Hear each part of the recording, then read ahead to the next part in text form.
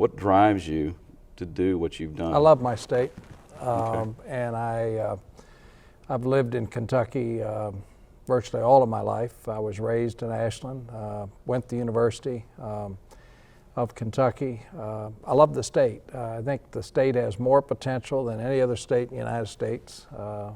We're located literally in the center of population geographically.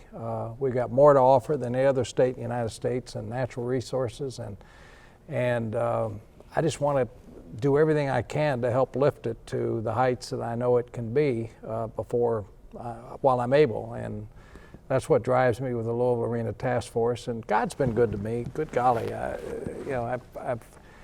was able to found a business in this state with an education I got at the University of Kentucky, with people I met while I was at the University of Kentucky, with a broadcasting career I started when I was at the University of Kentucky.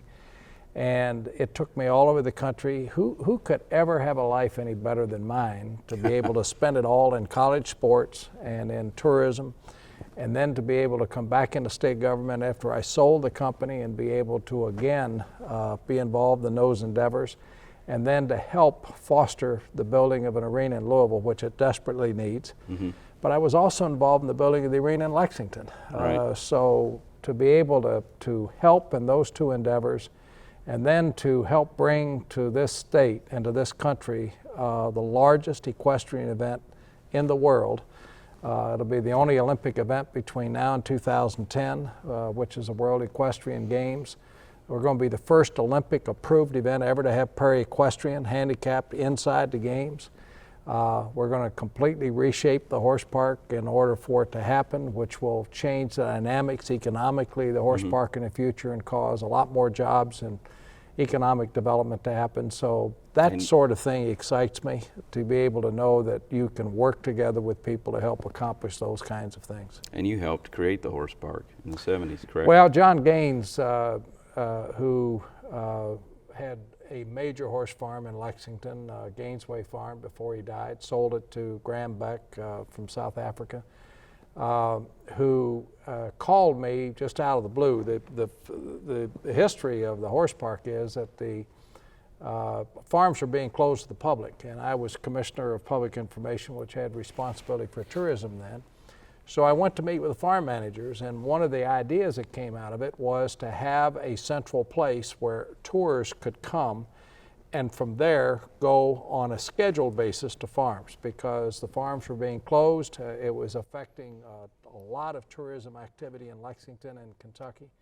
People came from all over the world to see the horse farms. They used to be open, and now all at once they were closed.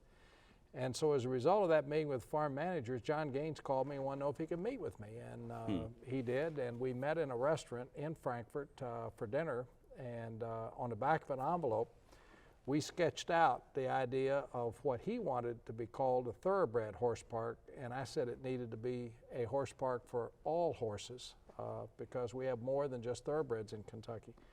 And from that, the idea of the horse park was born. It was his idea, but I was fortunate enough to be able to sell it to enough people, including the governor at that time, the Speaker of the House, who was Julian Carroll, who I ended up running against for lieutenant governor. We're good friends today.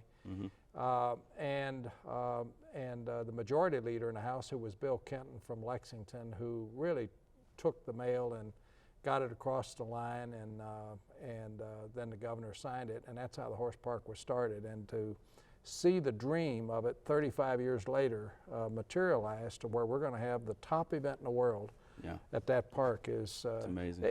We just got back from Aachen, Germany, and there were 575,000 tickets that were sold for that event in Aachen over 2 weeks, and another 150,000 who got on a cross-country course who weren't charged. And so how many tickets will we sell? I mean, how will we do? And they had contestants from 61 countries at that event, and it's the most unbelievable event I've ever been to in my life, and I've been to Super Bowls and World Series and so on. So it's a big challenge to get ready for that.